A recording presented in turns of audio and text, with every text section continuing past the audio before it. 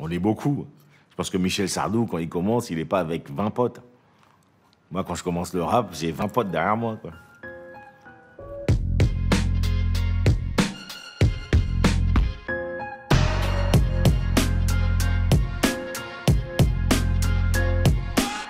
C'est ça que les gens ne comprenaient pas. Ils me disaient souvent « Ouais, pourquoi vous, dans le rap, vous arrivez à 15 ?» Ben non, on n'arrive pas à 15. C'est comme c'est des mecs avec qui on galère tous les jours, avec qui on partage de petits trucs, etc. Dès qu'il y en a un qui a une petite ouverture, s'il peut faire profiter, sortir, respirer. L'évolution de la vie en banlieue, elle a toujours été comme ça. Elle a toujours été très difficile. Il y a toujours eu ce racisme envers les gens de banlieue, enfin les gens de couleur. Mais dans les banlieues, on vivait quand même tous ensemble dans une fraternité qui n'existe plus aujourd'hui. On avait peur d'aller sur Paris. Et le rap nous poussait à sortir de la cité pour aller sur Paris.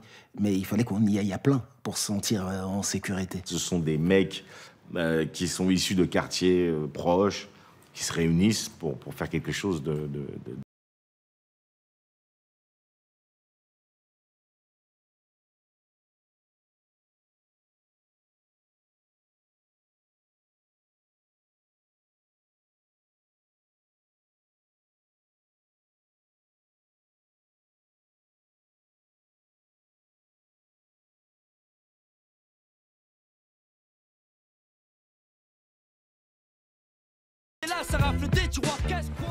On n'a pas de choses à expliquer, on est là, on est entre nous, on se sent bien. Si ça gêne les gens, qui se dégagent. On a toujours été des animaux de meute et qu'on a toujours eu des gens avec nous qui faisaient la même chose que nous. On s'est déjà retrouvés sur scène avec 17 micros. Ça fait beaucoup de MC. On a fait une tournée entière comme ça où on est parti en grande colo. C'est des choses qu'on a toujours faites. On s'est dit que le rap, pour pouvoir bien progresser, il fallait être entouré. Donc on a décidé, nous, déjà vu qu'on s'entendait bien, on a décidé de bosser ensemble. Nous, X-Men, on est avec la structure Time Bomb, donc qui regroupe plusieurs groupes.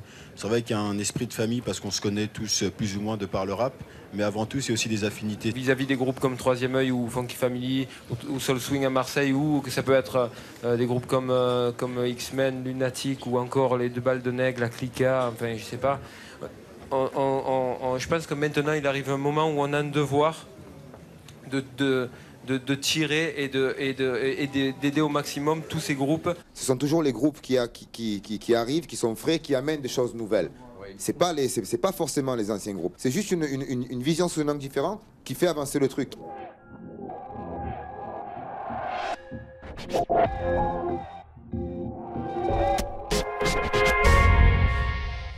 On additionne les forces pour faire face à la menace de l'État bourgeois.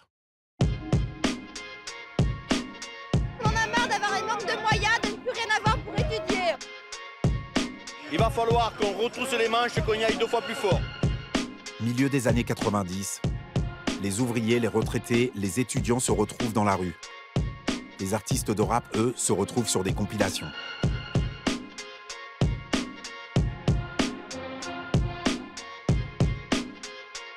« 1997, le projet 1130 contre les lois racistes voit le jour en réaction à la loi Pasqua-Debré, convergence des luttes et des rappeurs. Et il y avait toute une forme de contestation qui s'était mise en place un peu dans le milieu du cinéma, mais qui, à nos yeux, finalement, surtout aux yeux de Jean-François, qui lui était un réalisateur, et qui était une contestation qui était finalement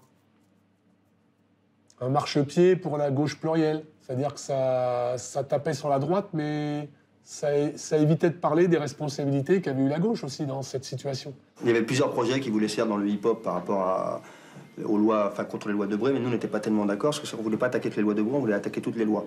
Aussi bien les lois Defer, Jox, Pasqua, tous quoi. On a montré qu'on était digne, on a montré qu'on était responsable. Ils arrivent.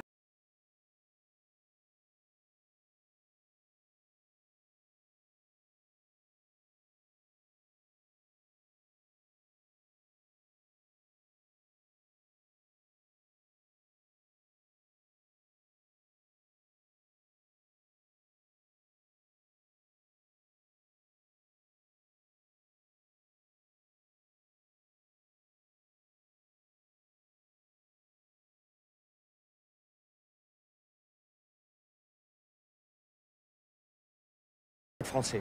C'est affreux pour les enfants, surtout pour des enfants qui toute leur vie, maintenant, ça va être dans leur petit cerveau. Le moment était venu d'appliquer la loi avec fermeté, mais avec le souci d'humanité et de cœur que souhaite le gouvernement.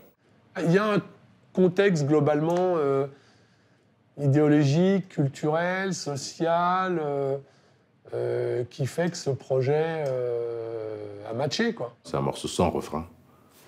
Bon, le rappeur enchaîne.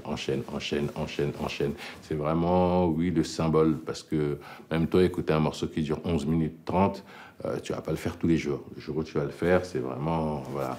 Et donc, je pense que ce disque-là a vendu pour le symbole, pour l'engagement. Tous les médias ont joué le jeu, les médias spécialisés de l'époque, en nous offrant des pages de pub. On avait eu un truc en une du Monde, là-dessus.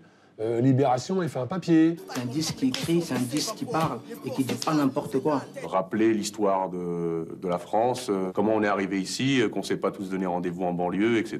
Et par rapport à ça, j'ai tout de suite été séduit par la proposition. C'était hyper important de montrer que on pouvait déjà avoir une unité comme ça dans le rap. Ce titre est resté gravé dans une certaine forme de mémoire collective du rap engagé ou de la musique engagée. Et ça vaut toutes les récompenses.